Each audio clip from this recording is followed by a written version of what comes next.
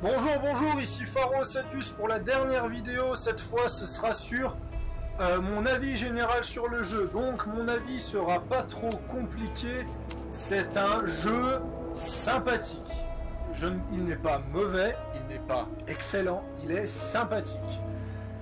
Déjà, pour commencer, le véritable problème, d'ailleurs je m'amuserai à faire le didacticiel pour le succès, le véritable problème est au niveau de sa campagne. Comme on peut le voir, il n'y a pas de mode de difficulté. Le jeu demande quand même est quand même très dur. Dès l'acte 3, Dracul, c'est devenu extrêmement délicat. Je me suis fait envahir par des immenses armées ennemies. Et je vais pas vous le cacher, j'ai triché. Honnêtement, à partir d'un certain moment, j'ai fini par tricher parce que c'était beaucoup trop dur. C'était beaucoup trop dur pour moi. On est vraiment sur du Might and Magic où l'IA abuse de ses troupes, où il y a des boss scriptés avec énormément de troupes. Et si vous avez vu la vidéo de la bataille finale, on vous demande de vaincre une très puissante armée et en vaincre une plus grosse derrière encore, que j'ai réussi en spammant la peste comme un gros connard. Voilà, donc moi par avis personnel, j'ai pas été déçu. J'ai pas été déçu du jeu.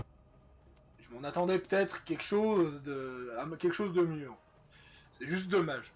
Les trois factions, donc on va aller dans Escarmouche pour vous montrer les trois factions.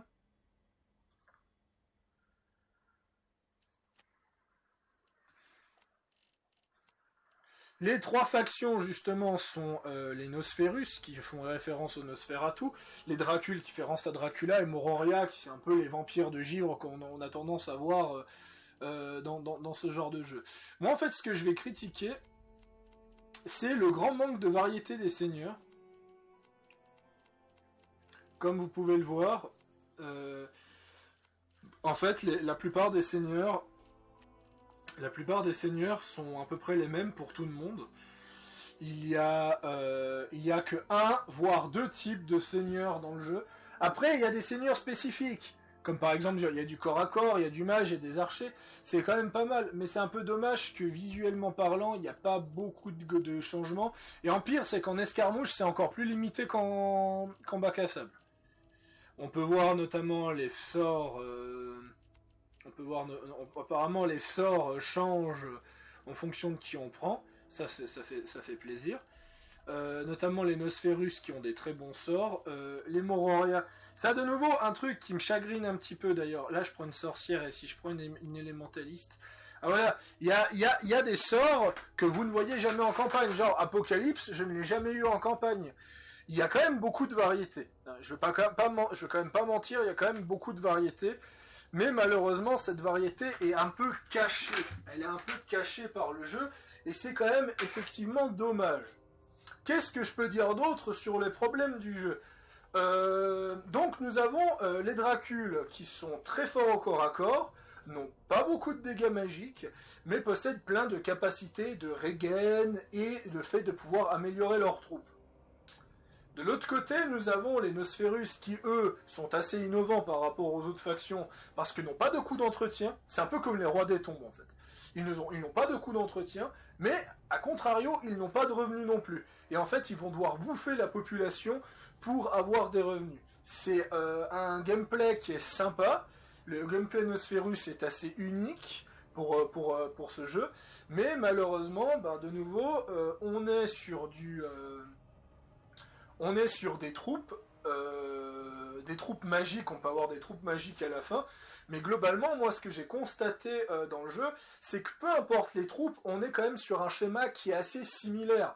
Ce que je veux dire, c'est que les troupes d'élite du donjon Mororia auront des unités magiques d'élite, et des unités non magiques d'élite, en fait. Il n'y a pas beaucoup de changements par rapport à ça, bien que les Dracules et les Nosferus ont moins de roster magique que les Mororia, ce qui est normal. Et de nouveau, moi, ce que je trouve un petit peu dommage, c'est qu'en fait, le jeu est très axé sur le fait, regardez, les Mororia ont beaucoup de capacités, ils ont beaucoup de magie, tout et tout, mais le problème, c'est que j'ai pas cette impression qu'ils ont une magie très très puissante. C'est que dans ma dernière partie, quand j'ai découvert la véritable quintessence du pouvoir Moroya, je me suis dit ça c'est un pouvoir impressionnant. Mais j'ai eu plus l'impression que les Nosferus avaient quelque chose de plus innovant, de plus magique. Le fait que quand quelqu'un a 33% de PV, tu peux le buter, c'est juste abusé comme capacité. Ou le fait tout simplement que tu as le... Comment on s'appelle, ou le fait que tu as une capacité qui fait 70 dégâts, ce qui est énorme dans ce jeu, 70 dégâts, mais en plus de ça, il est contaminé, ce qui fait qu'il va perdre 15% de ses PV par tour, et le chef de faction Nosferus peut encore lui retirer 100 dégâts derrière avec un autre sort. Franchement, j'ai trouvé le Nosferus très très fort en magie, contrairement au Mororia, que j'ai trouvé beaucoup mieux que les Dracules, mais de nouveau assez équivalent au Nosferus. C'est un peu dommage. Je pense que ce jeu a besoin de mise à jour. Il a besoin de mise à jour pour rendre les factions un peu plus uniques. Qu'est-ce que je veux aussi critiquer? Comme j'ai dit avant, j'ai dû tricher au mode campagne, et je trouve dommage qu'il n'y a pas un mode facile. Pourquoi? Je vais vous expliquer. Dans le bac à sable, nous avons, c'est donc une map, vous allez sur l'une des maps de la campagne. En fait, les maps de la campagne sont vachement vides, hein, parce qu'on constate quand même vite fait que les maps de la campagne, c'est les mêmes, mais avec quelques petites modifications. Il n'y a pas beaucoup de grandes différences. Mais quand vous choisissez un personnage, par exemple si je prends Mororia, j'adore les Mororia, on vous montre justement les capacités de base de chaque seigneur, capacités de base qui seront les capacités justement de, comment on appelle ça, de la campagne. Moi ce que je demande, c'est d'avoir Cecilia jouable. C'est ça que je trouve un petit peu dommage, c'est que tous les personnages sont jouables sauf Cecilia. Cecilia est le seul personnage avec Wigbrand qui est... oui, d'ailleurs, en parlant de Wigbrand, je vais en revenir après. Qui n'est pas jouable dans le mode bac à sable. Excusez-moi pour les E, hein, d'ailleurs. Je perds vite mes mots, et c'est vrai que je devrais peut-être écrire des fois mes textes à l'avance, mais c'est pas grave. Ce que je veux dire par rapport à ça, c'est que... ah putain, encore c'est... Ce que je veux dire, c'est que Cecilia est un personnage qui maîtrise les trois... Putain, c'est vraiment un tic, hein, c'est pas possible. Elle maîtrise les trois arbres, et ça aurait été excellent comme récompense finale en mode vous avez fini toute la campagne, donc on vous laisse jouer justement Cecilia dans le mode bac à sable où vous incarnez les trois en même temps. Ça aurait été super agréable et ça aurait donné un véritable intérêt de faire la campagne, parce que c'est vrai que ce genre de jeu, les gens ne vont pas être réellement intéressés par la campagne. Je vais revenir au sujet de Wigbrand. Donc Wigbrand est un chasseur de sorcières, qui est complètement cancer d'ailleurs dans la campagne, et c'est à cause de lui que j'ai dû tricher. Pour vous faire un avis, Wigbrand est tellement pété dans la campagne que dans la dernière mission avec Dracula, si vous faites un Doomstack, hein, les joueurs de Total War sauront de quoi je parle, si vous faites un Doomstack de cavalier, donc la plus puissante infanterie de Dracula, elle se fera décimer juste par Wigbrand. Wigbrand se prend quasiment 0 dégâts en physique et doit être vaincu par des dégâts magiques. Et en plus de ça, il est immunisé au sort. Je trouve que Wigbrand était beaucoup trop fort, et même quand je l'ai réaffronté avec Cecilia, j'ai trouvé qu'il était beaucoup trop puissant.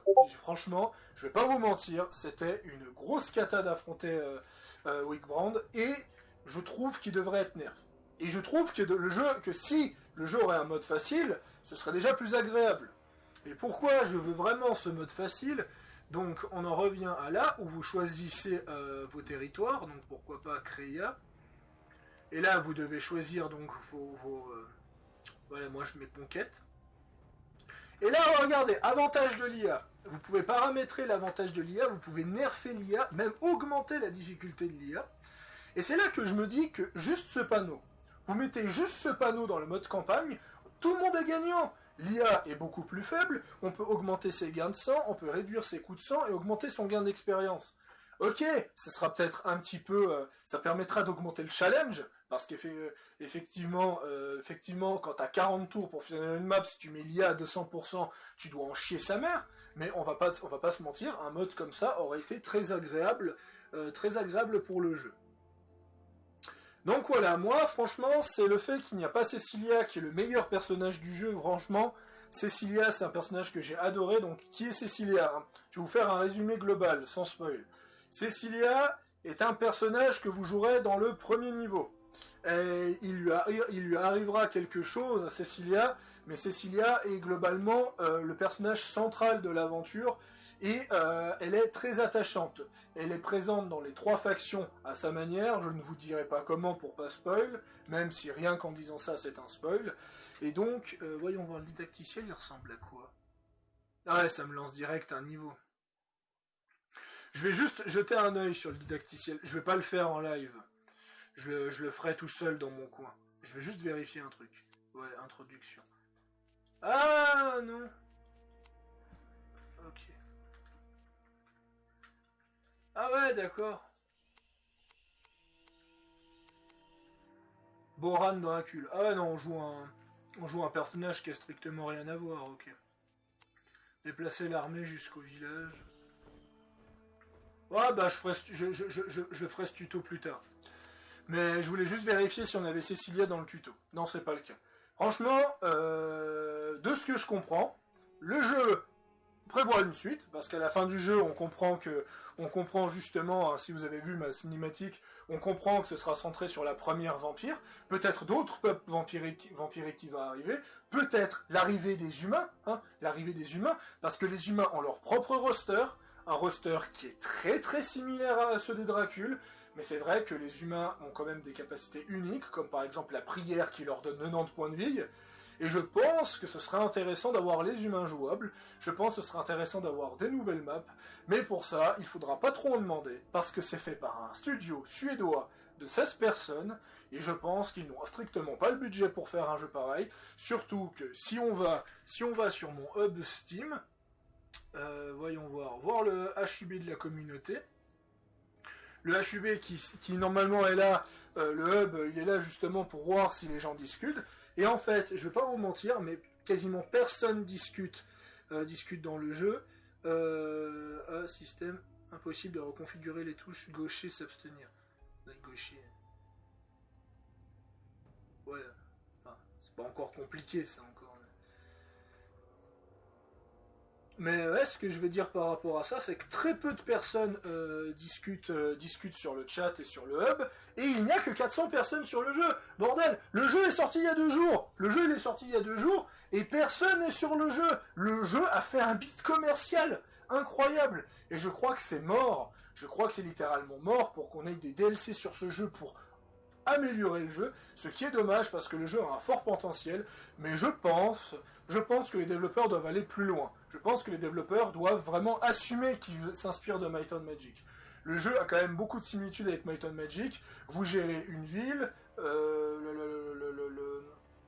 voilà, vous gérez une ville qui n'a que 3 slots de construction. Il y a un espèce de système de lignée qui peut faire beaucoup penser à un espèce d'arbre technologique comme on a sur les espèces de civilisations ou autres. C'est vraiment cool. Malheureusement, c'est trop peu de bâtiments et un roster qui au final finit par vite être limité. Ce qui est un petit peu dommage, surtout que le jeu est quand même très court. Je veux dire, une partie de Might and Magic, pour vous donner un exemple. Une partie de Might and Magic Heroes 7, pour donner un exemple, ça me prend 10 heures pour la terminer contre des IA normales en